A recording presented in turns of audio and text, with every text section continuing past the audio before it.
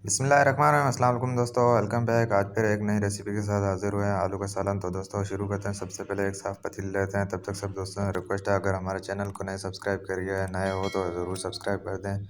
तो उसके लिए हमने सबसे पहले क्या है, प्याज ले लिए दो छोटी सी कटिंग करके, और उसके बाद हमने ऑयल ले लिया है तकरीबन 2 से 3 कप जितना। और उसके अंदर हमने पतीली में ऑयल डाल दिया। ऑयल डालने के बाद जो है इसके अंदर हम प्याज एंटर कर देंगे, जो हमने अभी कटिंग करके रखी हुई थी। वो हमने प्याज डाल दिए इसके अंदर, और इसके बाद जो हम इसके अंदर चम्मच चला देंगे ताकि ये जो सही से पक जाए और इसकी थोड़ी सी मतलब ब्राउन हो जाए, ज़्यादा लाजमी नहीं है, ताकि गोल्डन कलर मतलब ब्राउन हो जाए कुछ। तो उसके बाद जो हमने मसाले लिए इसके, वो हम आप लोगों को दिखा देते हैं। और उसके लिए हमने लिया 1 चम्मच जो है लहसुन कट ले ली थी, बिल्कुल पेस्ट बना के कूट लिया था। उसके बाद हमने ज़ीरा लिया था 1 चम्मच जितना। उसके बाद हमने 4 टमाटर कटिंग करके ले लिए थे छोटे छोटे। उसके बाद हमने 5 से 6 हरी मिर्चें और लंबी लंबी काट ली थी। उसके बाद हमने जो है लाल मिर्चें ले ली थी 2 चम्मच जितने, और 1 चम्मच जितना ले लिया था गरम मसाला। उसके बाद हमने हेड ले लिया था 1 चम्मच जितना, और 2 चम्मच जितना हमने नमक ले लिया था। और उसके बाद हमने 1.5 किलो जितना तकरीबन आलू ले लिए थे, इस साइज़ में कटिंग कर ली थी। इसको ज़्यादा दरमियाने भी नहीं करें और ज़्यादा मोटे भी नहीं करें, सही है। हर किसी का अपना तरीक़ाकार होता है कटिंग करने का।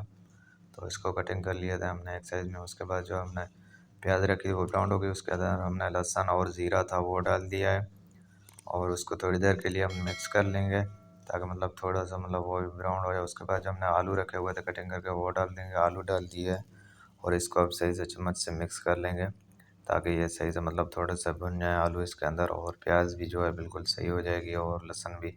उसके बाद जो हमने टमाटर कटिंग करके रखे हुए थे जो इसमें साइड में, तो वो उसके बाद डाल देंगे।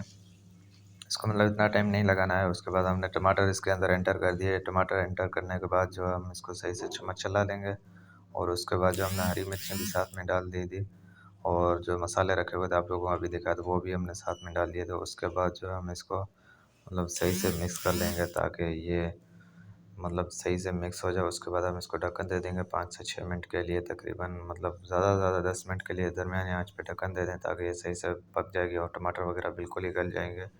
देख रहे हैं आप लोग कैसे मतलब सही लुक आ गया इसका। और इसको तकरीबन अभी 8-10 मिनट सही से पकाएंगे तो और भी सही हो जाएगी। तो उसके बाद जो हम इसके अंदर पानी इंटर करेंगे, आप अपने हिसाब से इंटर कर सकते हैं, जितना दिल चाहे वो आप पानी डाल सकते हो इसके अंदर। हमने तकरीबन 1 किलो जितना मतलब डाल दिया था पानी। तो इसको हम उबालेंगे, और थोड़ी देर में मतलब रोज़ शोरबा भी अच्छा वाला हो जाएगा।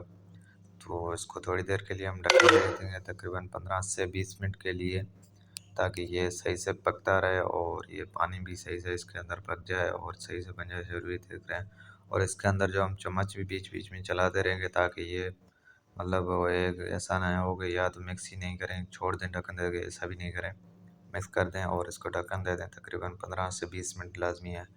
उसके बाद जो हमारा ये सालन बिल्कुल तैयार हो जाएगा। तब तक देख सकते हो दोस्तों हमने निकाल दिया है इसमें प्लेट में। तो अल्लाह हाफ़िज़ दोस्तों, फिर मिलेंगे एक और नई वीडियो के साथ। हमारे चैनल को अभी तक नहीं सब्सक्राइब किया, नए हो तो ज़रूर सब्सक्राइब कर लिया करें, और दोस्तों के साथ ज़रूर शेयर कर दिया करें। अल्लाह हाफ़िज़, फिर मिलेंगे एक और नई वीडियो के साथ। अपना ख्याल रखें।